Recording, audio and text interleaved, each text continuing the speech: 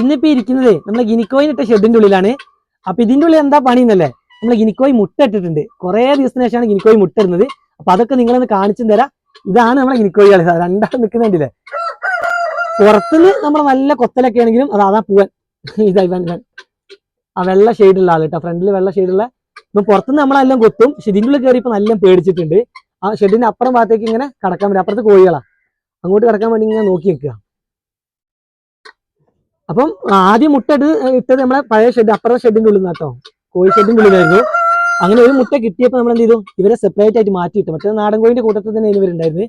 അങ്ങനെ നിന്നപ്പം ഇവരെന്താ ഒരു സ്ഥലത്ത് ഒതുക്കി വെച്ചപ്പം കറക്റ്റ് ആയിട്ട് അവിടെ മുട്ട ഇടുന്നുണ്ട്. അപ്പൊ മുട്ടയൊക്കെ ഒന്ന് കാണിച്ചു തരാം. മുട്ട ഉള്ളതേ നമ്മളെ കറക്റ്റ് നല്ല സെറ്റപ്പ് സ്ഥലത്ത്, അവിടെ നമ്മൾ അട വെക്കുന്ന ഒരു സ്ഥലമായിരുന്നു കേട്ടോ. കോഴിക്കൊക്കെ ഇവിടെ ബോക്സ് വെച്ചിട്ട് അത് മാറ്റി അത് അവിടെ കറക്റ്റ് വന്നിട്ട് ഇപ്പൊ അത് 5 മുട്ട ഉണ്ട് കേട്ടോ. ഞാൻ ഷെഡിന്റെ ഉള്ളിൽ കയറിയപ്പോഴത്തേക്കും വിയമോൾ ഓടി വന്നിട്ടുണ്ട്. ഇവിടെ ഗിനിക്കോയിന് മുട്ട അങ്ങനെ കണ്ടിട്ടില്ല, ഒന്ന് ഈ ഷെഡിന്റെ ഉള്ളിലായതുകൊണ്ട് കേട്ടോ. മറ്റേ നാടൻ മുട്ടയൊക്കെ എടുത്തുകൊണ്ടല്ലോ ഓളാണ്. അപ്പൊ മുട്ട എങ്ങനെയുണ്ട്, സൂപ്പർ അല്ലേ? അപ്പൊ അത് വിയമോൾ ഒരു മുട്ട എടുത്തു തന്നിട്ടുണ്ട് കേട്ടോ. ഇങ്ങനെയാണ് ഗിനിക്കോയുടെ മുട്ട ഉണ്ടാവുക. ഇതിന്റെ ഷേപ്പിലൊക്കെ കുറച്ച് വ്യത്യാസമുണ്ട്. നമ്മുടെ നാടൻ കോഴിയുടെ മുട്ടയുടെ ഒക്കെ നിറം തന്നെ.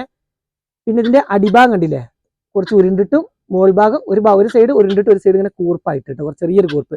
നമ്മൾ കോഴിമുട്ടയുടെ ഒക്കെ ഇവിടെ ഒരു നാടൻ മുട്ട വെച്ചിട്ടുണ്ട്. ഇതിനൊക്കെ 2 സൈഡും കൂർപ്പായിട്ടല്ല ഉള്ളത്, ഇത് ഒരു സൈഡ് കണ്ടോ ഇങ്ങനെയാണ്. പിന്നെ ഇതിൽ തവിട്ട് നിറത്തിലുള്ള ചെറിയ കുത്തുകളുണ്ട്, കുറച്ച് കുറവാണ്, കറക്റ്റ് കാണില്ല. നമ്മൾ ടർക്കി കോഴിക്കൊക്കെ നല്ല കാണാം. ഇതിന് ഇങ്ങനെ കുത്തുകളുണ്ട്, ചെറിയ ചെറിയ കുത്തുകൾ. പിന്നെ ചെറിയ മുട്ടയാണ്, വലിയ വലിപ്പമൊന്നുമില്ല. നമ്മുടെ നാടൻ കോഴി മുട്ടേനെക്കാട്ടി കുറച്ചുകൂടെ ചെറുതാണ്.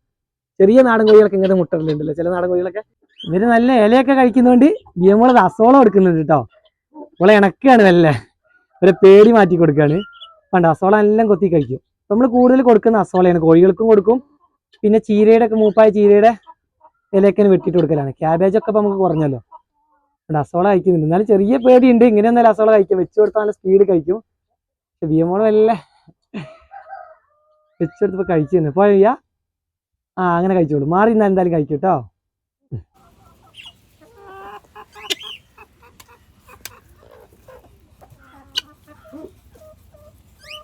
നമ്മളെ നാടൻ കോഴി മുട്ടയൊക്കെ പെട്ടെന്ന് തട്ടിയാൽ തന്നെ പൊട്ടും. ഇതങ്ങനെ പെട്ടെന്നൊന്നും പൊട്ടൂല, തോടിനിതാ നല്ല കട്ടിയുണ്ട്. പിന്നെ ഇത് വിരിഞ്ഞ് കിട്ടാൻ 28 ദിവസമാണ്.